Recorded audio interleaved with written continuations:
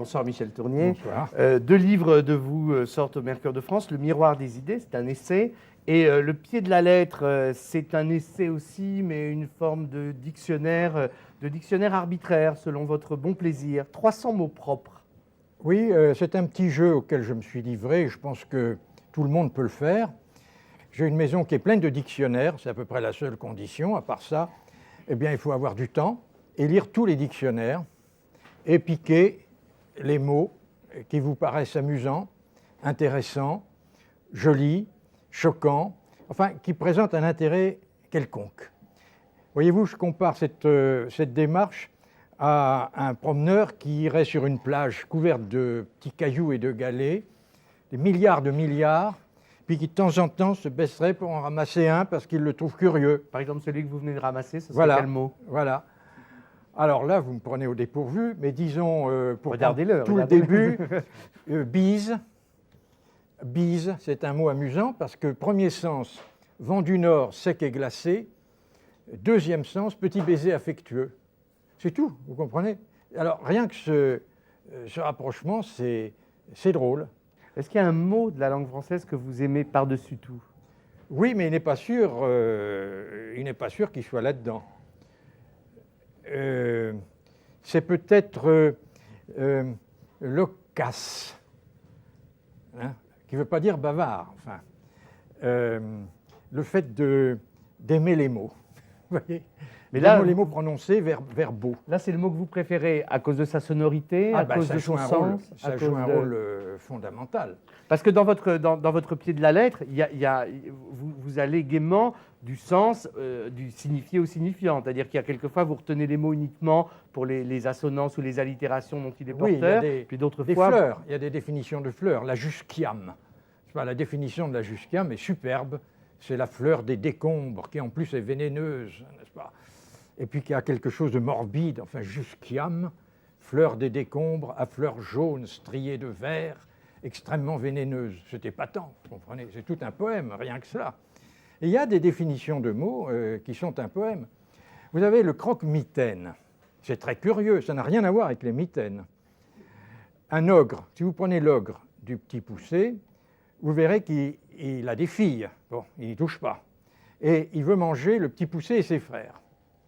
Eh bien, c'est un ogre, ça. Mais le croque-mitaine, c'est le contraire. Lui. Il aime les filles, parce que mitaine, ça vient de l'allemand Mädchen, et c'est un croque-fille, un croque-fillette, le croque-mitaine, vous voyez? Lequel vous préférez des deux? Duquel vous vous sentez le plus proche? Vous savez, manger, non. Non, mais métaphoriquement.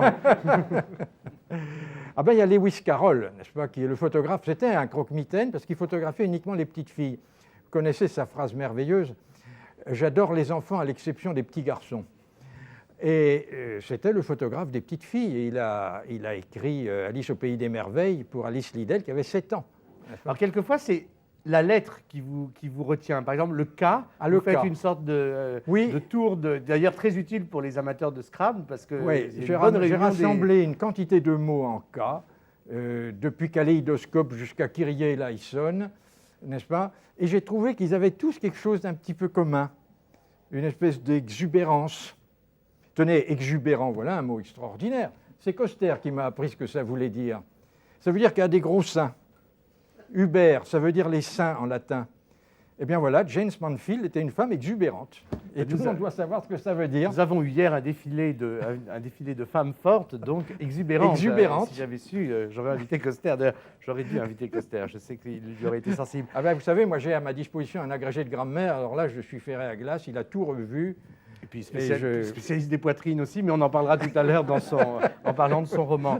Le miroir des idées, c'est à la fois autre chose et un peu la même chose aussi, mais disons, c'est le versant plus philosophique et moins littéraire d'une même démarche. Ce n'est pas les mots, ce sont les idées. C'est votre table des catégories. Voilà. Et là, c'est une grande table que vous avez déployée par rapport à vos illustres prédécesseurs. Mes illustres prédécesseurs, qui s'appellent Aristote, Leibniz ou Oscar Hamelin. Ou Kant faisait la table des catégories. Et les filles, ça va? Et ils en trouvaient en général entre 10 et 12, vous voyez? Alors il y avait la relation, le temps, l'espace, la causalité, la finalité, etc. Alors moi j'ai dit, je vais faire aussi ma table des catégories, parce que je suis aussi un philosophe. Seulement alors, comme je suis un tout petit philosophe de rien du tout et que je ne suis pas capable de systématiser, de serrer, de racler, etc., et que j'ai un cœur grand comme ça, où j'accueille toute la richesse du monde, eh bien, je suis arrivé à 104 catégories, ce qui est quand même énorme. Alors, je les ai opposées 2 à 2, par contraire. Alors, ça commence par l'homme et la femme. Pas toujours par contraire, enfin, pas seulement par contraire. C'est-à-dire que les deux sont positifs, vous comprenez. J'ai pris l'homme et la femme. J'aurais pas pris l'homme et l'homme efféminé, vous comprenez. J'ai pris Dieu et le diable. J'aurais pas pris Dieu et le monde sans Dieu, le monde athée. Le diable est aussi positif que Dieu. Le nomade et le sédentaire. Le nomade et le sédentaire. Alors, j'ai pensé qu'en rapprochant ces concepts, en les heurtant, eh bien, on aboutit à un éclaircissement extraordinaire des 2 concepts, l'un par l'autre. Ils s'éclairent. L'homme éclaire la femme, le chat éclaire le chien, le cheval éclaire le taureau. Pourquoi le taureau et le cheval?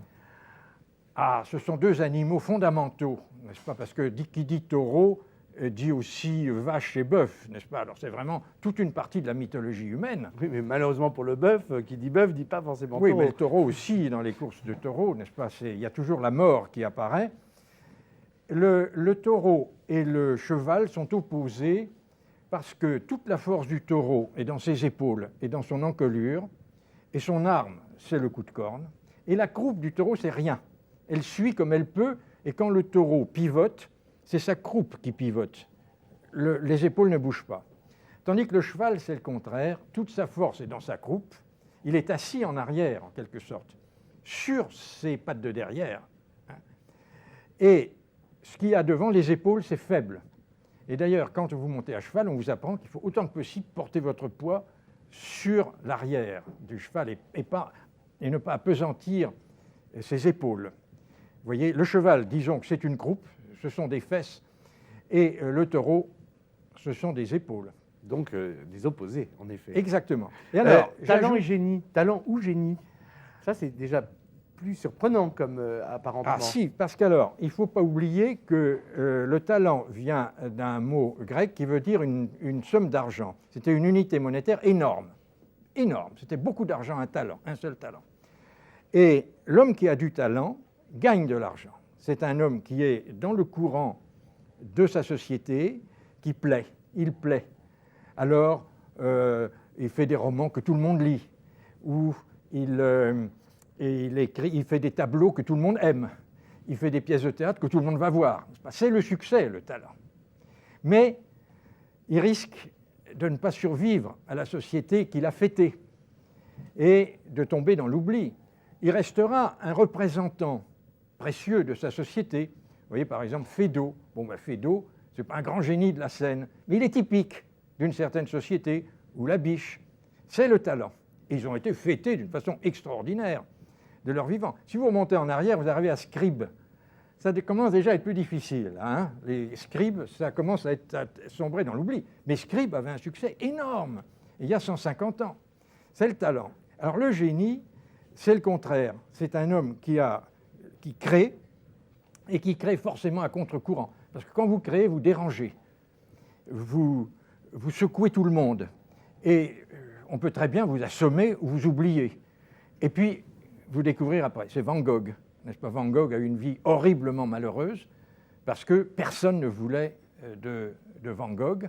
Et puis maintenant, vous voyez le résultat, n'est-ce pas? Vous avez dédié ce livre, Le Miroir des idées, à Gaston Bachelard, à votre maître Gaston Bachelard. Et ça m'a fait me souvenir d'une anecdote que vous aviez racontée, je crois que c'était lors des grands entretiens d'Antoine Spier, il me semble. C'était qu'un jour, vous avez écouté à France Culture la retransmission d'un entretien qui datait de 1949 avec Gaston Bachelard. Et vous racontez que vous étiez très irrité par une sorte de jeune prétentieux, de petit crétin qui l'interrompait tout le temps. Qui l'interrompait, qui ne disait que des bêtises. Ça se passait en 1949.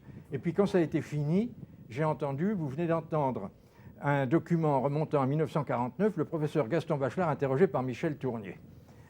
Et c'était moi le petit crétin. Il faut dire que j'ai gagné ma vie à la radio pendant 20 ans avant de publier quoi que ce soit. Mais Gaston Bachelard règne sur ce livre d'un bout à l'autre. Je vais vous raconter une anecdote. À la Sorbonne, il est arrivé un jour, il a sorti de sa serviette 2 jouets d'enfants. L'un était barbouillé de vernis, disons de ripolin pour ne pas le nommer, bleu ou rose, vous voyez, et l'autre était en bois sculpté. Et il a dit voilà, n'est-ce pas? Eh bien, celui-ci est mauvais, c'est le premier, et celui-ci est bon parce qu'il montre à l'enfant les lignes du bois, les nœuds, la structure intime du bois, de la substance du bois, et la morale du bois, car il y a une morale dans le bois, et il y a une métaphysique dans le bois, et je vais vous le démontrer. Et il nous a fait tout un cours en brandissant ce petit jouet. C'était absolument magnifique. Et vous vous sentez proche de lui dans cette sorte d'approche à la fois poétique et métaphysique de la matière. Et surtout du concret, n'est-ce pas? Il est évident, je suis sûr qu'il y a des pages là-dedans qu'il aurait approuvé, entre le chat et le chien, vous voyez, entre la cave et le grenier. Alors ça, la cave et le grenier, c'est du pur Bachelard, n'est-ce pas?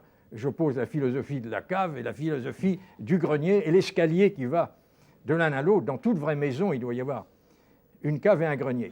Et il y a une chose que je voudrais aussi souligner. Dans chaque chapitre, je me suis donné beaucoup de mal pour terminer le chapitre par une citation. Et ça, alors vraiment, ça m'a donné beaucoup de mal. Et je dois dire que c'est un mal qui a été payant. Parce qu'il y a des choses admirables, aucunes ne sont de moi, évidemment. Et il y en a qui sont éblouissantes. Mais j'ai eu beaucoup de mal à les trouver. Alors ça commence par L'homme et la femme. Je cite Karl Marx, bien entendu, la femme est le prolétaire de l'homme, mais la citation de base, c'est-à-dire celle qui vraiment est encadrée à la fin, n'est pas de Karl Marx, mais de Groucho. Marx, c'est lui le grand marxiste. Et c'est la phrase suivante, « Les hommes sont des femmes comme les autres ». Voilà. Vous venez de régler son compte à votre misogynie présumée. Quelle misogynie? J'ai jamais été misogyne. Non, mais on vous a souvent reproché de l'être. Ce sont des mauvaises querelles qu'on me fait. Mais vous les aimez, ces mauvaises querelles, non? Écoutez, ça, c'est l'odeur de la vie, ça. Vous dites volontiers qu'un écrivain doit être provocant, doit chercher à faire la faute diplomatique tout le temps. J'ai une citation de vous. Hein. L'écrivain doit rester marginal, rechercher délibérément la faute, mettre les pieds dans le plat. Oui, il est fait pour ça. Quand on est invité quelque part dans un milieu officiel, c'est toujours pour qu'on dise des choses qu'il ne faut pas dire, pour faire scandale, etc. Mais sinon, ce n'est pas la peine qu'il y ait un écrivain. Il suffit qu'il y ait des sous-préfets, des administrateurs, des directeurs de banque. Là, on est sûr qu'il ne se passera rien. Et dans les scandales que vous avez provoqués, parce qu'il y en a quand même eu de flopés, vous en regrettez quelques-uns ou pas? Non. Non, je regretterais si j'avais fait de la peine à quelqu'un que j'aime, mais ce n'était pas le cas. Vous n'avez fait de la peine qu'à des gens que vous n'aimiez pas. Voilà. Alors, il y a une autre actualité de vous, c'est un roman qui s'appelle La Coulevrine, dans la collection Je bouquine. Et alors, ça permet d'éclairer un pan de votre travail auquel vous êtes très sensible, c'est l'écriture pour les jeunes, pour la jeunesse, tout en sachant que vous répugnez à cette catégorie de littérature pour la jeunesse, parce qu'il n'y a pas une littérature spécifique pour la jeunesse. Non, ça j'y tiens beaucoup, je n'écris pas pour les jeunes, j'écris avec un idéal de clarté, de limpidité, de proximité du concret, qui est très, très, très difficile. Pour tout vous dire, le miroir des idées, c'est pas ça que je voulais faire. C'est pas ça que je voulais faire. Je voulais faire un traité de philosophie pour la 6e. Voilà, vous comprenez? Mettre Spinoza, Kant et Hegel au niveau des enfants de 11 ans. Voilà ce que je voulais faire. Je n'ai pas réussi. Ce qui a été fait avec succès par l'équipe de Derrida, naguère, quand on a initié à la philosophie des... Il faut un véritable génie pour faire ça. Il faut un véritable génie. Alors, quand j'approche un peu cet idéal de limpidité et de brièveté, ce que j'écris est si bon que les enfants peuvent le lire aussi. Mais ce n'est pas fait pour eux. C'est pour ça qu'on ne peut pas me reprocher de pervertir la jeunesse. Je ne l'écris pas pour les enfants. J'écris pour les adultes, mais quelquefois c'est si bon que les enfants peuvent le lire aussi. C'est ce que faisait La Fontaine. La Fontaine n'a jamais écrit pour les enfants. Et vous avez dans Jean-Jacques Rousseau des accusations féroces contre La Fontaine en disant qu'il pervertit la jeunesse, mais il n'a jamais écrit pour les enfants, La Fontaine. Les fables de La Fontaine ne sont pas faites pour les enfants, mais elles sont si bonnes, n'est-ce pas? C'est un idéal. Il y a quelques années, j'étais à Rio, devant un grand nombre d'étudiants brésiliens qui étudiaient le français, et ils me posaient des questions épouvantables, genre, quel est pour vous le sommet de la poésie française? Vous voyez un peu le problème.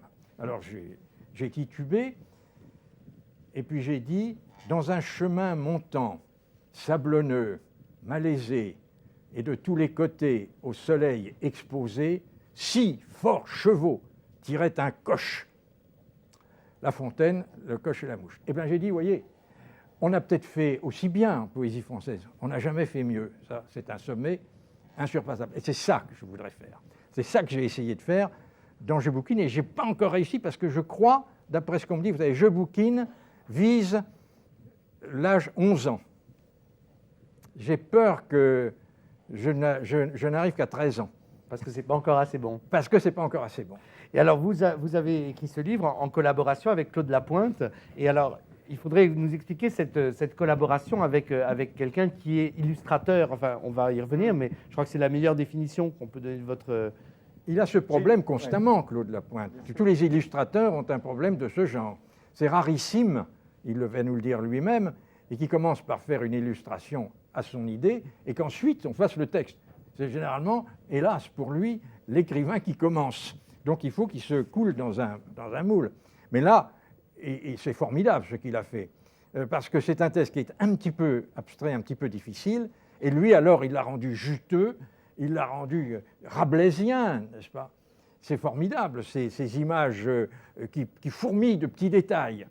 Et on peut les regarder pendant un bon bout de temps, ces illustrations, parce qu'on voit des petites choses qu'on n'avait pas remarquées, des petites souris, là, un petit oiseau en haut, n'est-ce pas?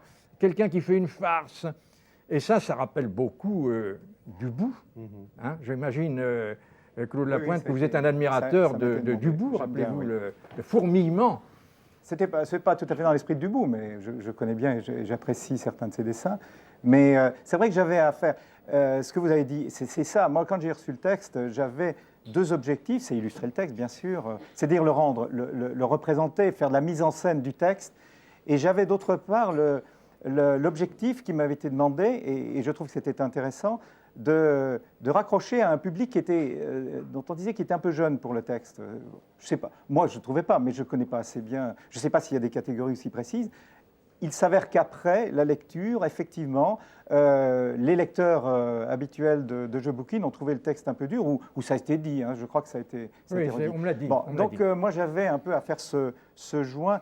Donc je voulais des images où les enfants pénètrent avant de lire le texte, s'y amusent un petit peu, s'y baladent, et tombent sur des petits ou grands points d'interrogation, assez grands pour aller chercher un peu vers le texte justement les réponses.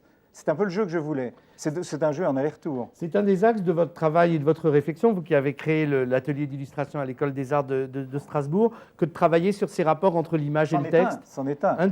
Oui. Et il y en avait un autre qui est très intéressant et qu'on joue peu, c'est que j'ai fait avec Jacques Jouet justement des illustrations de nouvelles, et dans un des cas, je lui avais proposé une image qu'il a illustrée d'un texte. Et c'est un rapport intéressant aussi à avoir. Mais en réalité, il y a d'autres objectifs plus intéressants qu'il faudrait viser dans les temps qui viennent. C'est un rapport où le texte et l'image sont plus complémentaires que ce que ça n'est actuellement. C'est vrai que, comme l'a dit Michel Tournier, actuellement, dans la plupart des cas, on illustre des textes qui se suffisent à eux-mêmes. Et moi, ça m'a toujours posé un problème, quelque part. Sachant quand même qu'un lecteur qui lit le texte et l'image lit une chose, une entité. Il ne lit pas le texte tout seul, ou rarement, ou alors c'est quelqu'un qui arrive à séparer bien les choses et qui est alors gêné, souvent par l'image, ça arrive. Mais dans la plupart des cas, c'est plutôt on vient de voir les images, on vient de passer sur les images, et tous les mots qu'on va lire sont imprégnés de ce qu'on a vu, les personnages, les décors, etc. Donc, en réalité, on a une troisième lecture dont on parle trop peu dans le domaine de l'illustration. Je trouve qu'on parle trop de l'image d'une part, en essayant de trouver des critères on essaie de trouver des critères de la peinture, on ne sait pas trop finalement, puis ça ne va pas. On essaie de trouver des critères liés à la littérature, ça ne va pas non plus. Et d'un autre côté, on lit le texte et on essaie de l'analyser, de le critiquer à part. Mais ce n'est pas ça, c'est vraiment les deux ensemble qui fonctionnent. Vous avez raison qu'il y a une sorte de troisième texte qui surgit du rapport et de la confrontation. Pas un troisième texte, hein, une troisième... ou une seule, en fait, une seule histoire qui est celle du lecteur, qui associe les deux choses en même temps. Et vous dites volontiers que texte et image se rapportent l'un à l'autre avec un rapport très ambivalent d'amour et de haine. Complètement, je trouve qu'on a... Et on joue là-dessus, Moi, je trouve par exemple intéressant... je je trouverais très intéressant de ne jamais illustrer des textes qui ont été conçus sans l'idée que le texte allait être illustré ou devait être illustré. Moi, ça me paraît, on devrait en arriver là. On devrait arriver à ce que l'illustration fonctionne avec des textes imbriqués de telle façon que l'un sans l'autre ne puisse pas fonctionner et qu'on retrouve des textes sans images. Le problème de la place de l'œuvre d'art, que ce soit la sculpture ou la peinture, ou la mettre, n'est-ce pas? Eh bien, dans un musée, c'est une fausse solution. N'est-ce pas? C'est comme si on les mettait dans un grenier. La peinture et la sculpture sont faites pour s'intégrer à un ensemble, qui est normalement l'architecture.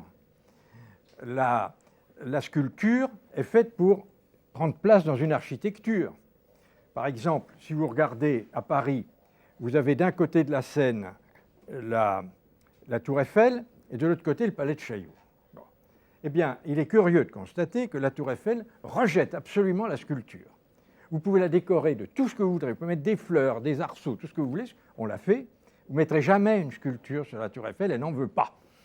Alors que le Palais de Chaillot, qui est en face, lui, accepte la sculpture. Il la veut. Retirer les sculptures au Palais de Chaillot, il manquera quelque chose, n'est-ce pas? Il sera perdu, le malheureux. Il lui faut ces hommes et ces femmes, et ces enfants qui sont en pierre. Voilà. Eh bien, ce que je trouve merveilleux chez Patricio Lagos, c'est qu'il fait des sculptures qui s'intègrent totalement au paysage. Les Américains l'ont fait quelquefois, vous avez sculpté la pierre dans la montagne, etc. Mais lui, il a trouvé un paysage qui est le Mont-Saint-Michel, la Grève, la marée montante, la marée descendante, les sables, les vases, etc. Et puis il s'est dit, qu'est-ce qu'on veut faire de ça? On peut le peindre, évidemment, puis emporter la peinture sous son bras. Mais si on fait une sculpture qui est faite avec ce sable-là, et qui dure le temps de cette marée-là, et qui est détruite par cette marée-là, alors là, vraiment, on s'est absolument impliqué dans le paysage. Une de vos nombreuses interviews qui avait fait scandale naguère, je crois que c'était dans Newsweek, vous finissiez en disant que vous promettiez que, je cite de mémoire, à 80 ans vous commenceriez à fumer, à 85 à boire et à 90 à vous Oui, piquer. c'est ce que je dis quelquefois aux jeunes, parce qu'ils posent des questions. Qu'est-ce que vous pensez de la drogue? Je dis la drogue, je suis tout à fait pour, mais ça dépend de l'âge. C'est monstrueux et grotesque de s'abîmer la santé quand on est jeune, beau et qu'on a la vie devant soi. Mais les vieux machins, n'est-ce pas? Moi, quand j'aurai 90 ans, mais je me shooterai et puis je finirai par une overdose, c'est merveilleux. Et alors, le drame, 2 mots anglais en une phrase, Michel Dornier de l'Académie Goncourt. c'est lamentable de voir la clientèle de la drogue, n'est-ce pas, qui se trompe. Ça devrait être un truc de vieux, et ce sont les jeunes. Bon, je vais évidemment arrêter cette émission avant que les dérapages coutumiers de Michel Tournier ne nous entraînent trop loin. Vous aimez bien provoquer. Et comment vous conciliez ce statut d'écrivain quasi officiel et puis ce goût de la provocation? Qu'est-ce que ça veut dire un écrivain officiel? C'est abominable. Je sais pas, une petite rosette par-ci, l'Académie Goncourt Oui, par-là. ce sont des colifichés, mais ça n'empêche que dans toute la société, je trouve que l'écrivain doit être le bouffon. Le bouffon qui peut tout dire et qui ne doit dire que des choses absolument à côté. Et vous provoquez d'autant mieux que vous êtes... Je suis le bouffon, l'écrivain, et Serge Coster, qui est écrivain aussi, et lui, nous sommes tous des bouffons, et vous aussi, n'est-ce pas? Parce que sans bouffon, la société serait invivable. Et bouffon, va, comme disaient mes camarades. Nous sommes tous des bouffons, je Guignol. allemands.